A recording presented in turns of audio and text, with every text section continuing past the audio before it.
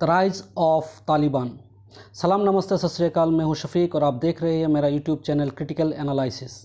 आज का हमारा टॉपिक है the rise of Taliban in Afghanistan. Taliban सुन्नी इस्लामिक आधारवादी आंदोलन है जिसकी शुरुआत 1994 में दक्षिणी अफ़गानिस्तान में हुई थी। तालिबान पुश्तो भाषा का शब्द है जिसका मतलब छात्र यानी स्टूडेंट है। ऐसा छात्र जो इस्लामिक कट्टरपंथी की विचारधारा पर यकीन करते हैं। तालिबान इस्लामिक कट्टरपंथी राजनीतिक आंदोलन है। इसकी मेंबर्स पाकिस्तान तथा अफ़गानिस्तान के मदरसों में पढ़ने वाले स्टूडेंट्स को मिलती है। 1996 से लेकर 2001 तक अफ़गानिस्तान में तालिबानी शासन के दौरान मुल्ला उमर देश का सर्वोच्च धार्मिक नेता था। तालिबान आंदोलन को सिर्फ पाकिस्तान, सऊदी अरेबिया और यूनाइटेड अरब इमिरेट्स ने ही मान्यता दे रखी थी। 1990 की शुरुआत में उत्तरी पाकिस्तान में तालिबान का उदय माना जाता है। इस दौरान सोवियत सेना अफ़गानिस्तान से वापस जा रही थी। पुश्तो आंदोलन के सहारे तालिबान ने अफ़गानिस्तान में अपनी जड़ें मजबूत कर ली थी। इस आंदोलन का उद्देश्य था कि लोगों को धार्मिक मदरसों में जाना चाहिए। इन मदरसों का खर्चा सऊदी अरब द्वारा दिया जाता था। 1996 में तालिबान ने अफ़गानिस्तान के अधिकतर क्षेत्रों में अपना कब्ज़ा जमा लिया था।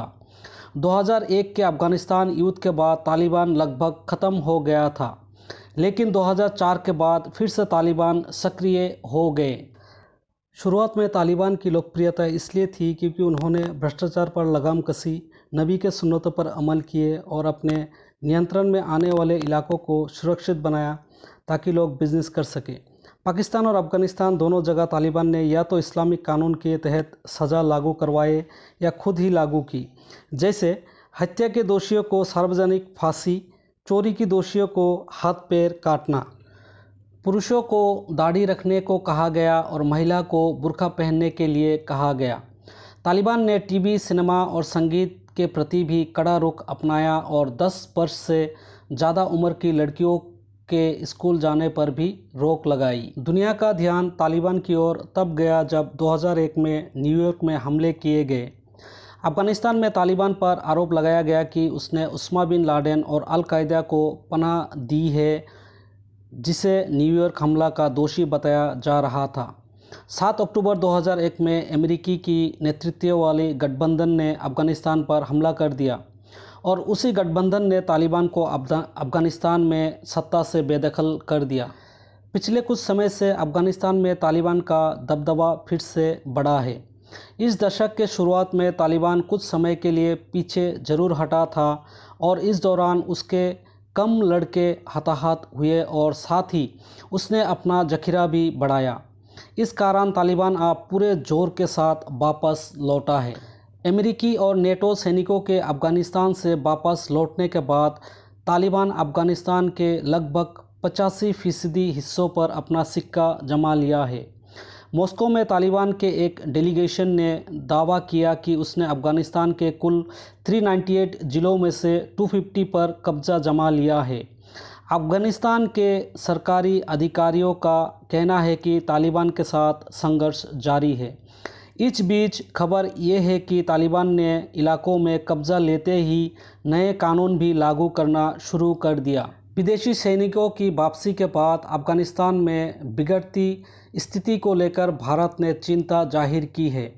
भारत अफ़गानिस्तान में शांति और स्थिरता की प्रक्रिया का स्टेक होल्डर है। भारत ने अफ़गानिस्तान पे लगभग 22,000 करोड़ का निवेश किया है। अफ़गानिस्तान के नवनिर्माण में विभिन्न परियोजना के जरिए भारत ने पैसे लगाए। भारत ने 2011 में भयंकर सूखे से जूझ रहे अफ़गानिस्तान को 2.5 लाख टन गेहूं दिए थे। सलमा डैम भारत की मदद से बना।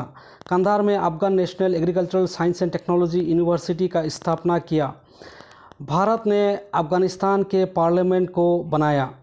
पाक सेना के ISPR के महानिदेशक मेजर जनरल बाबर इफ्तिकार ने भारत पर कटाक्ष करते हुए कहा कि अफ़गानिस्तान में भारत का निवेश डूबता दिख रहा है। दरअसल पाकिस्तान शुरू से ही अफ़गानिस्तान में भारत की मौजूदगी का विरोध करता रहा है। भारत के कंधार कौंसुलेट पर तालिबान का कब्जा हो चुका है। ऐसे में भारत को ये आशंका है यदि अफ़गानिस्तान में तालिबान का प्रभाव बढ़ता है तो उसके निवेश की प्रक्रिया में बाधा उत्पन्न हो सकती है। भारत को ये भी आशंका है कि यदि अफ़गानिस्तान में तालिबान का प्रभाव बढ़ता है तो इसका सीधा असर कश्मीर में सक्रिय चरमपंथी पर पड़ सकता है। कश्मीर में हालात प्रभावित हो सकते हैं। अफ़गानिस्तान भारत और पाकिस्तान दोनों देशों का पड़ोसी मुल्क है और इसलिए अफ़गानिस्तान का महत्व भारत के लिए काफ़ी बढ़ जाता है।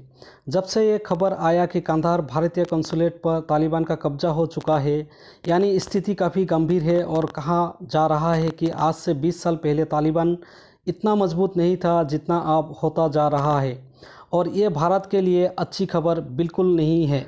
रूस को कमज़ोर करने के लिए अमेरिका ने ही तालिबान के हाथ मजबूत किए थे। अमेरिका ने ही तालिबान को स्टिंगर मिसाइल दी थी जो कि कंधे पर रखकर लॉन्च किया जा सकता है और फिर उसी तालिबान के साथ 20 साल तक अमेरिका ने युद्ध किया और जीत नहीं सका।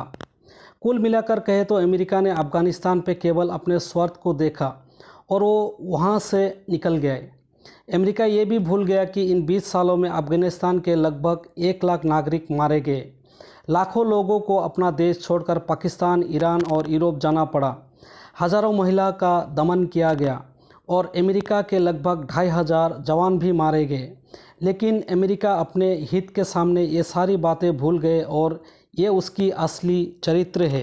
आगे अगर तालिबान वहाँ सत्ता में आता है तो भारत पर काफ़ी बुरा प्रभाव पड़ सकता है। अगले कुछ वर्ष में अफ़गानिस्तान को संघर्ष में ही बिताना है। पाकिस्तान इस संघर्ष को दिशा दे सकते हैं। तो दोस्तों, यह था हमारा आज का रिपोर्ट अफ़गानिस्तान के संघर्ष पर। आपको कैसे लगा हमारे कमेंट सेक्शन में ज़रूर बताइए और आपसे गुजारिश है कि हमारे YouTube चैनल क्रिटिकल एनालिसिस को सब्सक्राइब, लाइक, शेयर ज़रूर करें। जय हिंद।